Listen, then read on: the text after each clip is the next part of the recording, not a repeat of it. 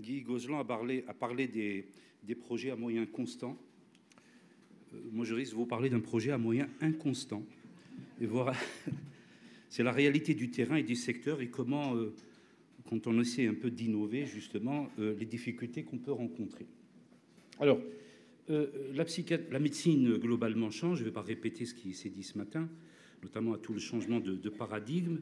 Mais la question qu'on peut se poser, c'est comment la psychiatrie peut suivre ce mouvement général de la médecine qui sort du dogme de la médecine curative pour aller vers la médecine préventive. Et il y a deux éléments qu'il faut bien distinguer, même si les objectifs peuvent être les mêmes.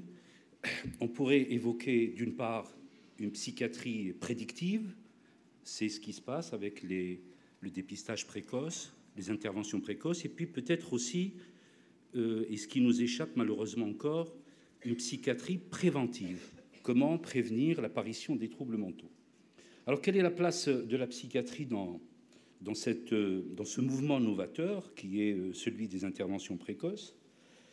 Quand on parle du premier épisode, on l'a dit ce matin, on a encore du mal à le définir. On ne sait pas quand ça commence exactement, à partir de quels éléments cliniques on pourrait le repérer. Il n'y a rien de spécifique. On entend souvent par premier épisode un épisode aigu. Or, on sait que 70 à 70% des premiers épisodes sont d'installation progressive et non pas aiguë. Ce qu'on retient, c'est qu'ils se manifestent par des manifestations délirantes et hallucinatoires. Or, les signes négatifs sont les plus fréquents, notamment le retrait, l'isolement, la négligence, etc., ce qui rend encore plus difficile le repérage. On ne sait pas quand est-ce que ça finit, à quel moment se finit un premier épisode, pas de définition consensuelle. Donc on est déjà sur un terrain, si ce n'est que sur le plan théorique, qui est assez difficile à maîtriser. Et c'est pour ça d'ailleurs les études qu'on peut compulser à travers la littérature parlent parfois de choses extrêmement différentes. Peu importe, la vision que nous avons actuellement et par rapport au modèle neurodéveloppemental, c'est une vision qui, de mon point de vue, est complètement fausse. C'est une vision linéaire. On a une phase prodromique, un premier épisode, rémission, rechute. Or, la réalité, ce n'est pas du tout ça. La réalité, c'est plutôt ça. C'est-à-dire des phénomènes, ou ce qu'on peut appeler des facteurs de risque, qui vont impacter le développement cérébral, avec des manifestations plus ou moins d'apparition plus ou moins précoces ou tardives, mais que surtout les facteurs de risque eux-mêmes qui peuvent contribuer donc au développement du trouble vont modifier son évolution et le pronostic. Je prends exemple, je ne sais pas si le pointeur marche. Bon, c'est pas grave. Je prends l'exemple du cannabis. Il est connu comme étant un facteur de risque de troubles psychotiques. On a un corpus de données extrêmement robuste qui le démontre, mais en même temps, le cannabis est reconnu et identifié comme un facteur de stress, puisqu'il engendre tout un ensemble de réactions biologiques, notamment à travers l'axe du stress, et donc il va encore, à son tour, engendrer un autre facteur de risque, qui est le stress. Donc vous voyez que les choses sont beaucoup plus compliquées que ça, c'est-à-dire que les facteurs de risque eux-mêmes vont interagir entre eux et complexifier un peu la situation. Ce matin, quelqu'un parlait du cancer du sein, avec les éléments de dépistage, etc. Le cancer, comme tous les cancers, est un trouble d'une affection complexe. C'est ce qu'on appelle les maladies complexes, c'est-à-dire où il y a des interactions entre les gènes et l'environnement. Mais on peut considérer que les affections psychiatriques, c'est parmi les plus complexes des maladies complexes. Parce que le nombre de facteurs qui interviennent est non seulement génétiques, mais environnementaux, sont eux-mêmes d'une très grande complexité. Ils interagissent entre eux, les facteurs épigénétiques ou les mécanismes épigénétiques. Donc vous voyez qu'on est dans des choses qu'on a encore beaucoup de mal, mais ce n'est pas le sujet de mon propos aujourd'hui. C'est juste pour vous dire qu'il y a deux positions qui peuvent être différentes, notamment par rapport à cette histoire de premier épisode. Ce qu'on a fait jusque-là, de manière tout à fait classique et traditionnelle, c'est qu'on s'est positionné après l'apparition des troubles, et puis de manière rétrospective, mettre en évidence cette phase prémorbide ou ce premier épisode. L'attitude qui serait maintenant à conseiller, qui est recommandée maintenant, c'est plutôt de se positionner dans quelque chose de beaucoup plus prospectif, pour se mettre en tout début d'évolution du trouble, pour pouvoir le repérer et le dépister très précocement et le prendre en charge, avec l'idée, bien sûr, parce que cette intervention précoce a des objectifs, elle a des buts. Le but, c'est quoi? C'est qu'on part d'une évaluation qui peut paraître tout à fait pertinente et logique. Plus on intervient tôt, mieux le pronostic sera. Ça reste encore à démontrer. Mais on peut en tout cas le penser. Alors, il y a des anomalies qui accompagnent l'apparition du trouble. Ces anomalies, on l'a dit, vont accompagner le premier épisode. Ils sont antérieurs au premier épisode. C'est ce qu'on appelle les populations, en tout cas ce que peuvent présenter les populations à ultra haut risque. Donc l'idée, excusez-moi, l'idée, c'est pas tant d'attendre le premier épisode pour intervenir, c'est d'aller l'attendre beaucoup plus tôt, en amont, si vous voulez, pour pouvoir intervenir. Donc c'est la question qui va se poser, c'est comment agir, comment repérer ces personnes à risque et comment pouvoir intervenir à leur niveau. Deux attitudes qui sont partagées par ailleurs par les deux grandes écoles actuellement que nous connaissons en matière d'intervention précoce, l'école allemande et l'école anglo-saxonne. Vous voyez qu'ils interviennent à des moments différents. Dans l'école anglo-saxonne développée notamment par l'équipe de Melbourne, etc., c'est les populations dites à haut risque qui sont déjà d'un certain âge, avec un certain nombre de critères. En général, il y a 3 groupes de critères qu'on détermine. Mais vous avez l'école allemande qui, elle, essaie d'intervenir beaucoup plus tôt que ça. Et donc, forcément, plus vous intervenez tôt, moins vous avez d'éléments cliniques patents, moins vous avez de spécificité dans la détection de ces troubles. Mais, encore une fois, l'enjeu derrière, c'est toujours de dire la précocité du repérage. Et alors, va se poser un gros problème, et qui se pose d'ailleurs encore, c'est de se dire, OK, on va repérer les gens dits à risque, mais ils ne sont pas encore malades, ils sont à risque. Mais parmi eux, qui va évoluer vers le trouble, patent, déclaré, et qui ne va pas? C'est-à-dire, autrement dit, quels sont les vrais positifs, ceux qui vont vraiment développer la maladie, et ceux qui ne le sont pas. Et là, on est devant un véritable souci, pas uniquement sur le plan méthodologique, pas sur le plan clinique, mais même sur le plan éthique. Et c'est des questions, d'ailleurs, qui continuent de se poser à nous, et comment... Justement, sachant que, de toute façon, si on doit intervenir, notamment pour les troubles psychotiques, c'est des troubles extrêmement rares. Leur incidence est très faible. Vous voyez, 2 cas pour 10 000 et par an. C'est rare par rapport aux autres troubles psychiatriques, de manière générale, qui sont plus fréquents. Donc, si vous avez une ville de 20 000 ou 30 000 habitants, attendez-vous qu'il y ait quelques cas uniquement par an, et encore, il faudra aller les chercher. Alors, que signifie intervention précoce en psychiatrie ? Et là, je pense que c'est extrêmement important de préciser la définition de ce terme, parce qu'il peut prêter à confusion.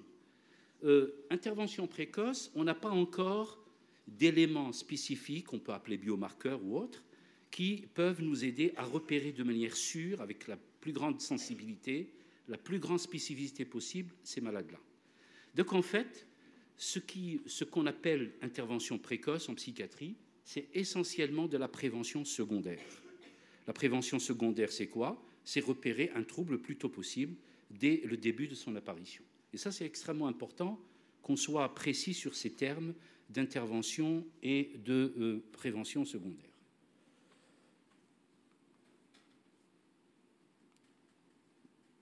Alors voilà, j'arrive un petit peu au cœur de mon sujet, le problème des liens entre addiction et troubles mentaux. Alors, les addictions sont maintenant...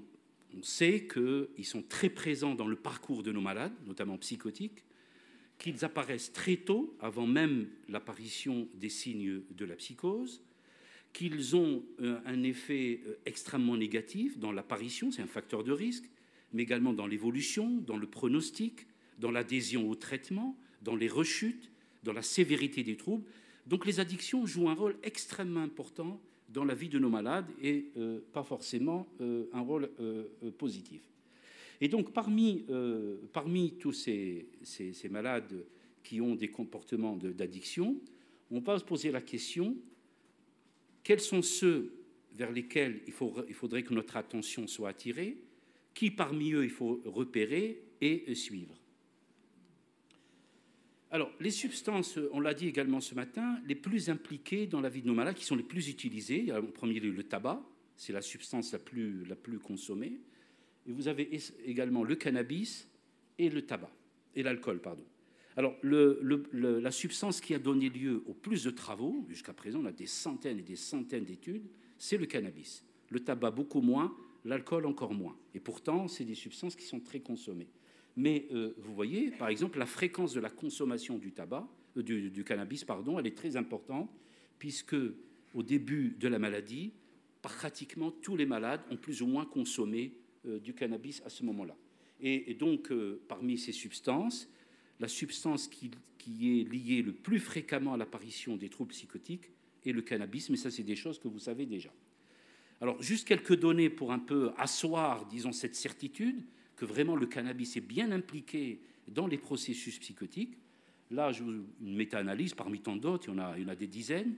C'est des cohortes de patients qui ont été suivis, qui ont développé un premier épisode. Et que montre cette méta-analyse? D'ailleurs, ce que maintenant on admet de manière pratiquement consensuelle, c'est que le cannabis est présent avant même l'apparition du trouble psychotique. Que deuxièmement, ceux qui vont développer un trouble psychotique sont des malades qui ont consommé très précocement le cannabis. Donc il y a la précocité de la consommation qui est un facteur qu'il faut repérer. Et la fréquence de la consommation, c'est-à-dire son importance. Elle peut être en nombre ou en quantité de cannabis consommé, mais également en concentration de cannabis consommé. Là aussi, une autre méta-analyse plus récente qui montre bien que les ultra-hauts risques, c'est-à-dire ceux qui étaient repérés comme étant à risque, ceux qui vont faire une transition psychotique, parmi eux, un nombre important de consommateurs de cannabis.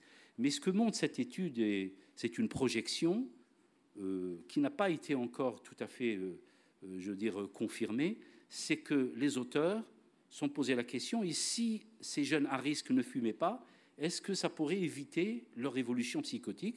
Et donc leur prévision, c'est que si on arrive à prévenir ce type de consommation, on peut prévenir jusqu'à pratiquement un quart des évolutions psychotiques. Ça paraît peut-être optimiste, mais en tout cas, ça mérite d'être éventuellement évalué dans des études longitudinales. Dernière étude que je vais vous montrer, la plus récente, une étude européenne, mais il y avait aussi un centre brésilien. Ils ont pris plus de 900 premiers épisodes psychotiques et ils ont essayé de voir quel était le lien avec le cannabis. Et là, on retrouve toujours un peu les mêmes données qu'on retrouve pratiquement dans toutes les suivis, aussi bien de cohortes que les études transversales. C'est que plus le cannabis est consommé précocement, plus les quantités sont importantes et plus la concentration en THC est importante, plus que le risque de développer un premier épisode est important, même en ajustant tous les autres facteurs, âge, sexe, niveau socio-économique, etc. Donc voilà, les choses sont maintenant admises, elles sont établies. Je vous dis, il y a un corpus de données qui est très important. Donc on va essayer à partir de là de voir ce qu'on peut faire. Le tabac, il y a quelques études qui commencent. Là aussi, on retrouve un peu les mêmes choses que pour le cannabis, la précocité de la consommation et l'importance de la consommation qui seraient également des facteurs de risque. On a des données scandinaves qui sont assez intéressantes et probablement, l'hypothèse émise, c'est que peut-être le tabac, aussi bien que le cannabis, aurait un effet neurotoxique et donc jouerait un rôle dans le neurodéveloppement. Les autres substances sont plus rarement utilisées par nos jeunes à risque, notamment tout ce qui est sédatif, amphétamine, etc. Et pour le moment, ils auraient un rôle, entre guillemets, accessoire. Alors, parmi donc ces consommateurs à risque, et qui, à partir de ce lien qu'on a établi, comment on pourrait justement intervenir et établir des stratégies d'intervention précoce? Alors, on peut, parce que vous savez que dans la plupart des équipes qui s'intéressent au dépistage précoce, c'est souvent des équipes de recherche, des équipes universitaires, avec de gros moyens, de gros réseaux, pour pouvoir recruter, compte tenu de l'incidence très faible de la maladie, 2 cas pour 10 000 habitants. Donc, ils ont besoin d'avoir des réseaux de repérage qui leur adressent ces jeunes à risque pour pouvoir les évaluer et les suivre. Ce que nous n'avons pas, malheureusement, dans nos secteurs. Et donc, l'idée, c'est plutôt d'avoir comme ça des dispositifs très généraux, peut-être essayer de cibler un peu plus quand, justement, nous n'avons pas tous les moyens dont disposent ces équipes de recherche. Et donc l'idée à partir de laquelle nous sommes partis dans notre service, c'est que peut-être que les jeunes consommateurs, et notamment ceux qui consomment très tôt, ceux qui consomment beaucoup, et et ce qui pose par ailleurs d'autres problèmes, peut-être que c'est des candidats potentiels à des repérages et des interventions précoces. Donc je vous précise qu'on a la charge d'un secteur qui est relativement peuplé, 145 000 habitants, plus rural qu'urbain, et avec des moyens, une offre de soins relativement limitée, à peine 15 lits d'hospitalisation, 2 CMP et une équipe médicale qui reste quand même, on est encore en insuffisance d'effectifs. Bon, peu importe, c'est à partir de ces moyens dont certainement vous avez après le même niveau, disons, de moyens à votre disposition, qu'est-ce qu'on peut faire pour un peu appliquer ce qui nous vient de ces études et de cette recherche. Alors, je vous cite cette étude parce qu'elle me semble intéressante. Elle n'a pas été répliquée. C'est l'étude de Cannon, qui ont également suivi des jeunes à risque, une étude américaine, et ils ont eu, parmi ces jeunes, 35% de transition psychotique. C'est d'ailleurs les chiffres qu'on retrouve dans la plupart des études qui s'intéressent aux populations à risque. Il y a à peu près toujours 60% de faux positifs. Donc 60% qui, au bout d'un an, 2 ans, ne font pas de transition psychotique.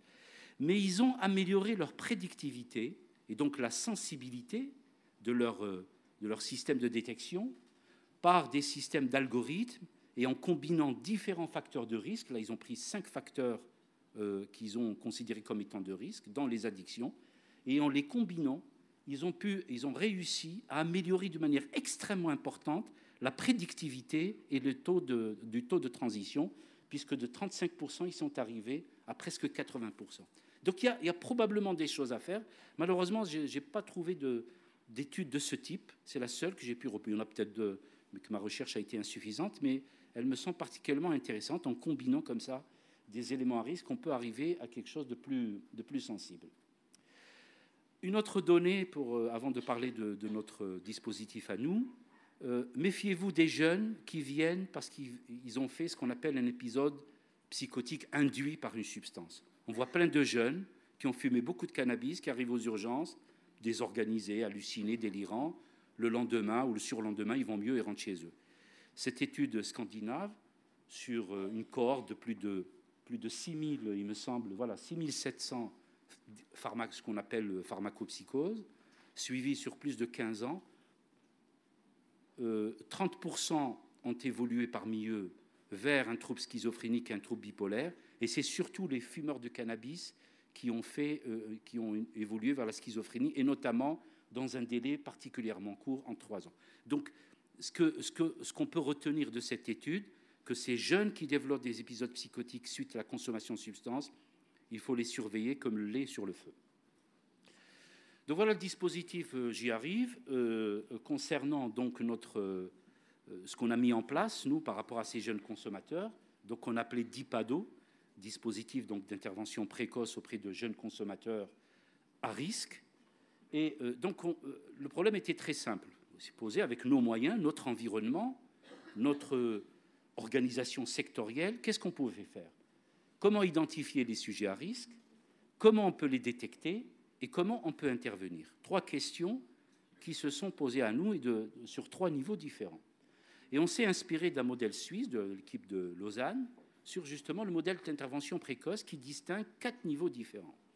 Vous avez le premier niveau qui est le niveau de la promotion d'un environnement favorable et qui, pour le moment, nous, en tant que soignants, nous échappe. Il relève plus des politiques de la ville, politiques du travail, politique de la santé, etc.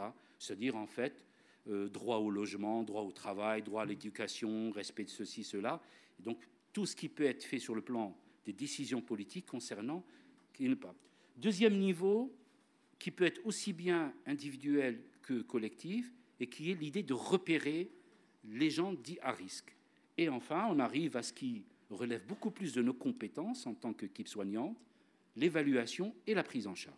Donc on s'est inspiré de ce modèle et on s'est dit comment favoriser justement le repérage précoce parmi ces jeunes consommateurs. Et une des premières choses qui s'est un peu imposée à nous, c'est de dire il faut former. Il faut former qui? Il faut former toutes les structures, toutes les personnes, tous les professionnels qui sont en contact avec ces jeunes-là qui nous intéressent, consommateurs et qui posent problème.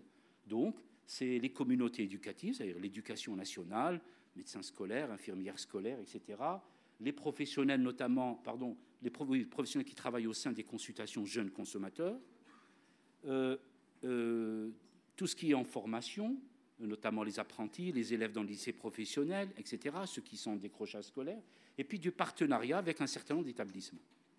Donc on a fait le tour un peu de ces structures et de ce qui existait au sein de notre territoire. Et comme il s'agissait d'un dispositif pilote, parce qu'on devait le tester pour voir si ça marche ou pas, avant de pouvoir le proposer à un territoire, ou en tout cas à l'ensemble du département. Donc, on a contacté toutes ces personnes-là, on a leur rapport écrit, on a fait des réunions de formation, et on leur a dit, voilà, vous n'avez pas besoin d'être psychiatre ou psychologue, dites-nous simplement que chaque fois que vous avez repéré un jeune, et vous savez qu'il consomme, notamment du cannabis, et que ce jeune, en plus de sa consommation, vous allez le repérer par un comportement particulier, qui est suffisamment visible pour pouvoir le repérer. Un jeune dans l'aspect se néglige, qui s'isole, qui a des problèmes de comportement, d'agressivité, qui est en décrochage scolaire, qui a fugué, qui fait une tentative de suicide. Voilà. Donc c'est relativement grossier, je le sais, mais c'est ce qui me semble être le plus efficace dans l'environnement dans lequel on travaille. Quand vous avez affaire à des éducateurs, à des travailleurs sociaux, à des infirmières scolaires, etc., à des médecins généralistes, il ne s'agit pas de leur donner la carme, ça faire passer, etc., plutôt les aider à avoir une appréciation extrêmement facile de ces situations-là. Donc voilà un petit peu notre logo. Alors, contrairement à Guy Gozlan, voilà, c'est le seul logo que j'ai à vous présenter, d'IPADO. Donc voilà, les objectifs: repérer des conduites addictives à problème, les dépister et ensuite proposer. Alors, qu'avons-nous fait ? Donc on a contacté les partenaires, on leur a écrit, on les a réunis, on leur a expliqué le dispositif, on les a formés. Et donc on leur a dit à ce moment, chaque fois que vous avez un jeune qui rentre dans cette configuration-là, on est prêt à le recevoir. Et donc ça s'est fait à notre CMP. En première ligne, nous avons mis une infirmière qui reçoit en premier le jeune, une infirmière ayant suffisamment d'expérience pour pouvoir dire repérer des manifestations psychiatriques.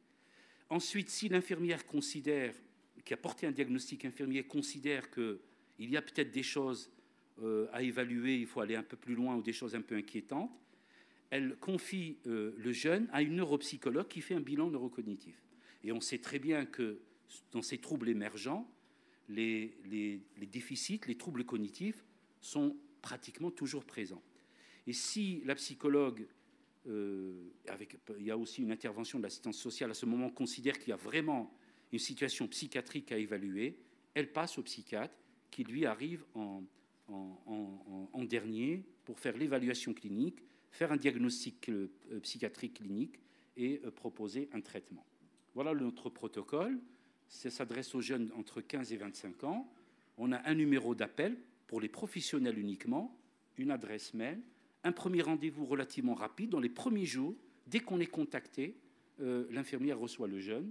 Et ensuite, comme je vous ai dit, une évaluation infirmière avec une échelle qui évalue le comportement, enfin l'addiction elle-même, d'EPADO, une échelle québécoise qui pouvait télécharger gratuitement, et ensuite les différents intervenants. Tout cela à moyens constants. On a pris un peu de temps de médecin, un peu de temps de neuropsychologue, un peu de temps d'infirmière, etc. Nous n'avons obtenu pour le moment aucun moyen supplémentaire. Mais encore une fois, l'idée derrière et notre objectif, c'est de dire, est-ce que ce genre de choses peut marcher? Est-ce qu'on peut éventuellement, en lançant le filet comme ça, qu'est-ce qu'on peut ramener comme problème?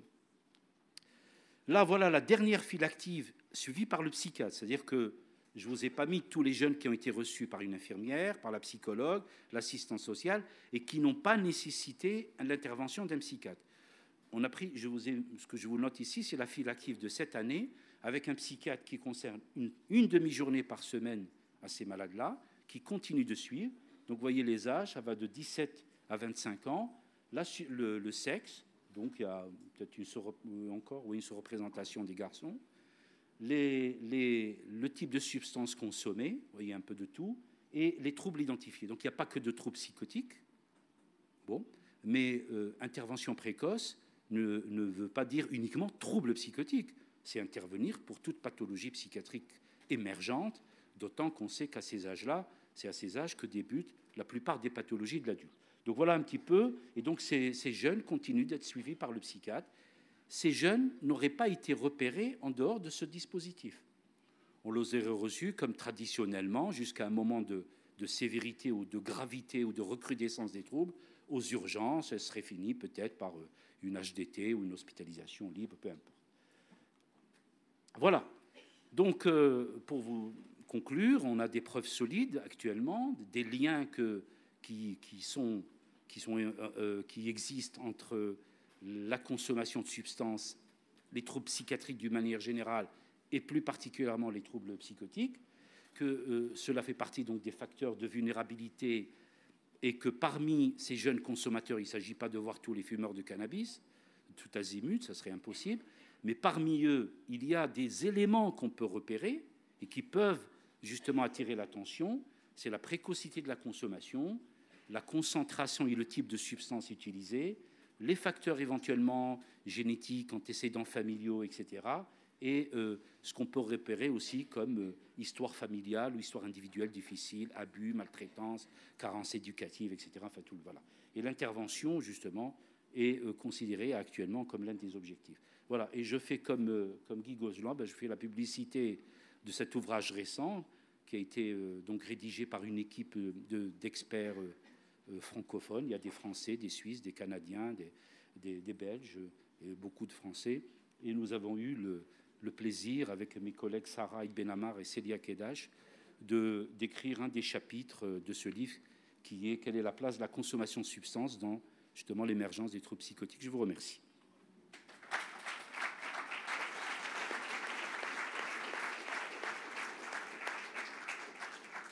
Un grand merci pour cet éclaircissement. Vraiment, c'est rassurant de savoir comme ça les praticiens, surtout dans ce fléau hein, des polytoxicomanies, polyaddictologie, d'être très vigilant comme ça à nos populations de jeunes. On peut parler des jeunes, hein, on n'a pas parlé des plus anciens, mais c'est vrai que c'est eux qui nous concernent. Il n'y a pas dans les tuyaux quelques possibilités d'introduire peut-être des antipsychotiques d'emblée dans ces prises en charge-là. Quel est votre point de vue là-dessus? Alors, on n'est pas dans les traitements préventifs comme cela est décrit au sein des équipes de recherche, c'est-à-dire on met des traitements chez des personnes à risque. On n'est pas du tout dans cette configuration-là. Nous, on est dans l'évaluation et dès qu'un trouble psychiatrique patent est repéré, on le traite. Alors, il y a d'autres pathologies, notamment l'année dernière, il y a eu beaucoup de troubles hyperactivité, des choses comme ça qu'on a détectées à travers justement le cannabis et qu'on a traités, hein, notamment par le méthylphénidate. Donc là, il y a beaucoup de troubles de l'humeur, de dépression, à savoir ce que c'est ces dépressions, quel va être leur devenir, mais ils sont traités. Il y a 2 troubles psychotiques actuellement traités. Ce qui les caractérisait, c'est que tous les 2 étaient de gros consommateurs de cannabis.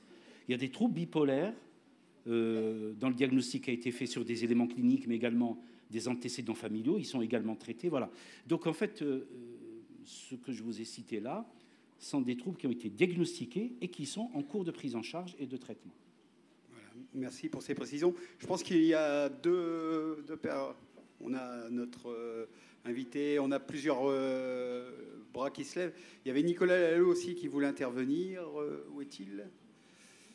Sur la maison des 16-25 ans. Il y avait Thierry Danel. Je vais laisser la place à Thierry Danel. Après, je reviens dans la salle pour à mon maître Thierry Danel. Puis je suis le chef. Bon, Thierry Danel, je suis médecin et je suis à la direction de la fédération. 2 choses. Une information. Donc d'abord, mes remerciements pour cet exposé extraordinaire qui est pas si souvent acquis, je pense. Et c'est pour ça que donc, la fédération organise, je le rappelle, est vraiment au cœur du sujet de ce que vous venez de nous dire. Il va y avoir le 26 novembre à Saint-Amand, une après-midi justement sur approche intégrative ou approche coopérative.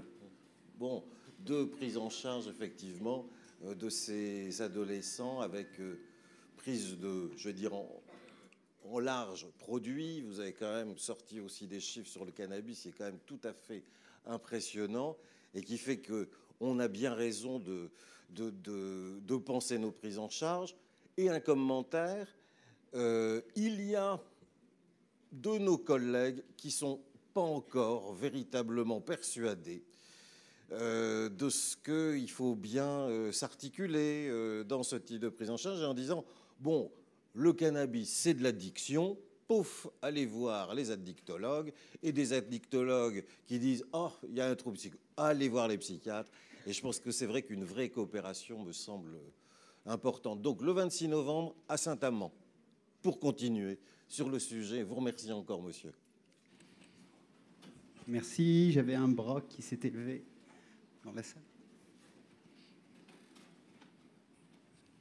Monsieur l'UNAFAM, combien de jeunes, à combien de jeunes vous envoyez la demande de venir vous voir et combien viennent effectivement? Ça, c'est ma première question. Et la deuxième, je m'interroge toujours sur la famille ou la place de l'UNAFAM dans votre dispositif.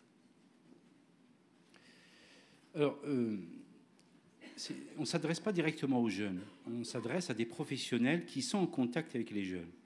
Donc, c'est quoi? C'est essentiellement les établissements scolaires, comme les lycées, le foyer jeunes travailleurs, la mission locale, la consultation jeunes consommateurs, les médecins traitants. Voilà. Donc, tous les professionnels qui, à un moment ou à un autre, peuvent être sur le parcours de ces jeunes-là. Et donc, c'est à eux qu'on s'est adressé, et c'est eux qui nous adressent ces malades avec les éléments de repérage qu'on leur a donnés. Alors, c'est pour cette raison que pour le moment, on ne s'adresse pas aux familles. Parce que c'est compliqué de dire aux familles, chaque fois que vous avez un jeune consommateur, vous nous l'envoyez. Vous savez très bien l'angoisse des parents, chaque fois qu'ils trouvent un peu de cannabis caché dans la chambre du jeune, c'est la panique, etc. Donc, pour le moment, ça ne nous semble pas judicieux de passer par les familles pour pouvoir repérer. En tout cas, nous n'avons pas les moyens de le faire. Mais les professionnels, ça semble quelque chose, il me semble, un peu plus efficace. Et peut-être, et d'ailleurs, on le voit bien à travers nous sommes un secteur de 145 000 habitants, mais on s'adresse essentiellement à une ville où il y a 25 000 habitants, ce qui est déjà pas mal, hein, de pouvoir repérer ces jeunes-là et de leur proposer une prise en charge très précoce.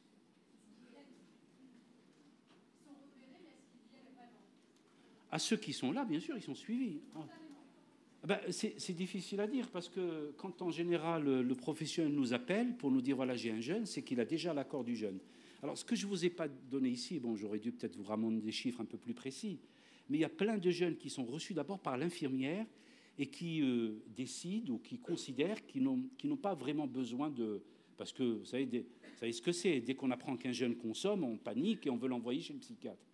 Donc il y a beaucoup de jeunes comme ça qui sont, je dirais, des consommateurs entre guillemets festifs, qui n'ont absolument aucune problématique psychologique, et ça s'arrête à l'infirmière. Voilà, ça ne va pas plus loin.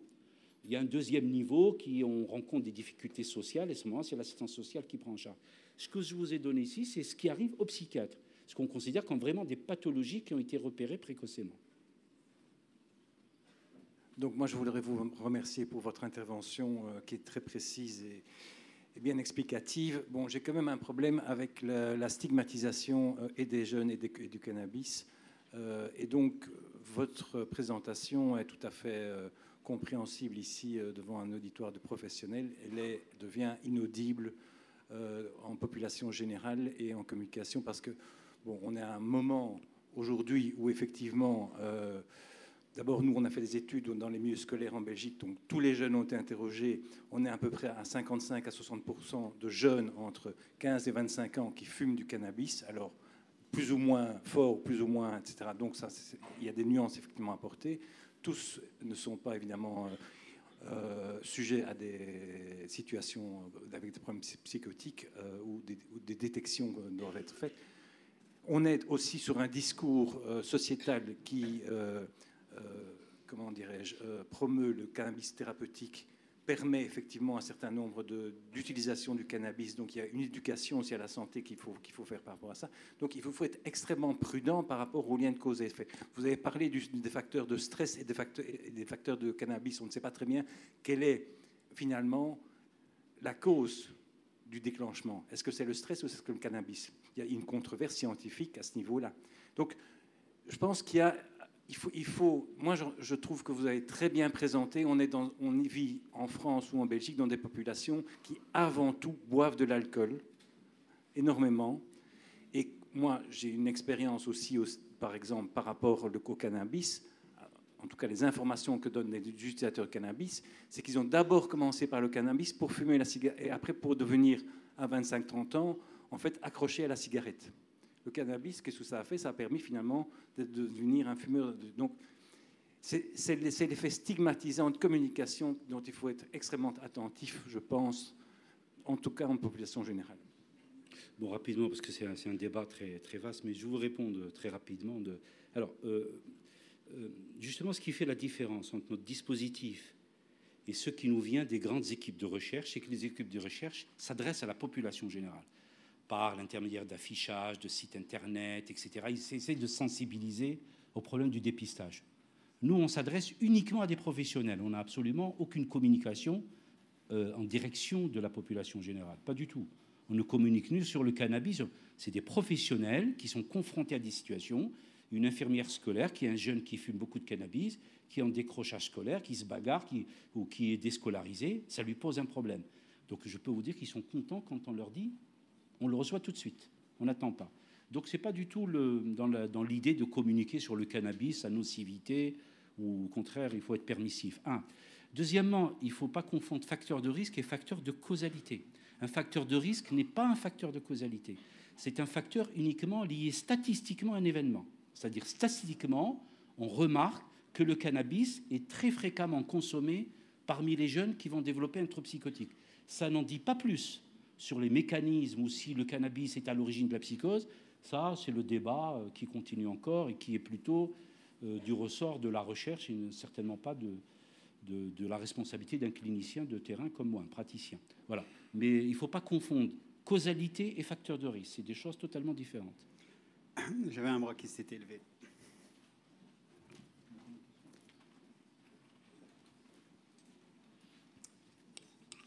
Éric Gers, médecin responsable de pôle du secteur de Waterloo-Lers.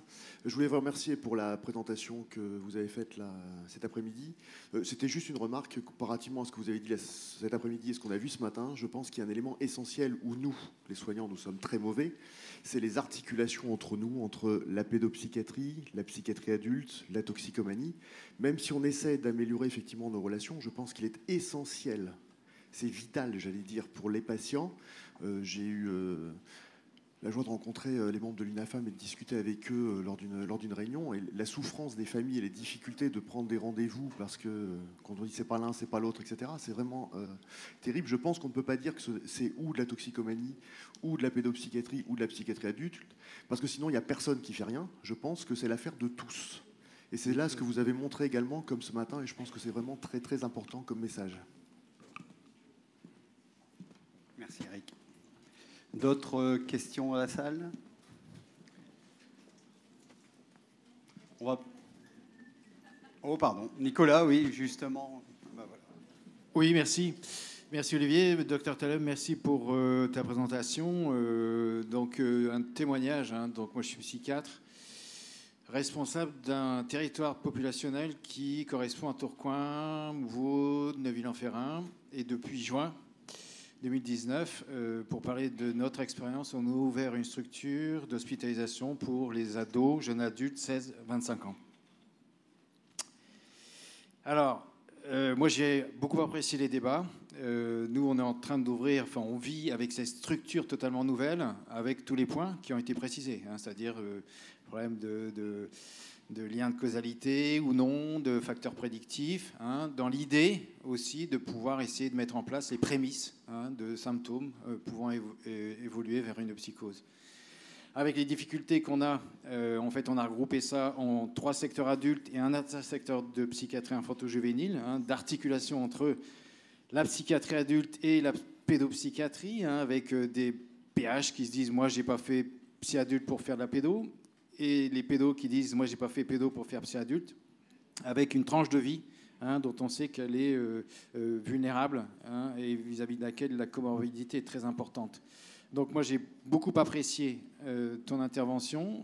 Nous on travaille donc grâce à un DAC qui est un dispositif d'accueil de crise, c'est-à-dire c'est une porte ouverte de consultation immédiate, composée d'infirmiers, psychologues, éducateurs, assistants sociaux, avec derrière, hein, en second rideau, comme on dit, une validation par un psychiatre pour la conduite à tenir clinique. Donc ça, c'est une porte d'entrée qui nous a raccroché avec la médecine générale de manière forte. On a augmenté de 10 points notre activité la première année, et on est en constante progression. Donc on répond certainement avec une perte, en tout cas, d'accroche avec la médecine générale et les services des urgences. Il faut savoir qu'en parallèle, les services d'urgence aussi ont diminué leur activité parce qu'on avait une porte ouverte de l'urgence psychiatrique. Donc cette articulation de la création du DAC et de ce dispositif 1625 nous permet, j'espère qu'on viendra témoigner à 1 an, on aura ouvert, du bien fondé, en tout cas des repérages des troubles précoces chez cette population-là. En tout cas, merci. J'ai rien à dire. Merci Jean. J'ai encore une petite question. Je voulais vous remercier, c'était super clair, précis, net, c'était très intéressant. Et puis je trouve que votre structure, elle est très intéressante à déployer un peu partout en France, parce que ce matin, on a dit que 78% des jeunes avaient du mal à se déplacer justement, à aller déclencher une première consultation. Donc le fait que vous ayez des personnes qui ont un lien de confiance avec le jeune, qui le voient sur d'autres domaines, que ce soit le logement, le travail, sur d'autres choses, et puis c'est des moments de dialogue où à ce moment-là, ils vont pouvoir déclencher, ils vont parler de leurs difficultés, autres que ce pourquoi ils sont venus. Je trouve que c'est génial. Au contraire, il faut favoriser les structures comme la vôtre, sachant que justement par rapport au pourcentage que j'ai dit, 78% des jeunes ne vont pas. Donc si vous, je sais pas, 20 ou 30% puissent aller, c'est génial. Donc je pense que c'est vraiment positif. Merci. D'autres questions? On va pouvoir passer aux orateurs suivants. Donc un grand merci encore.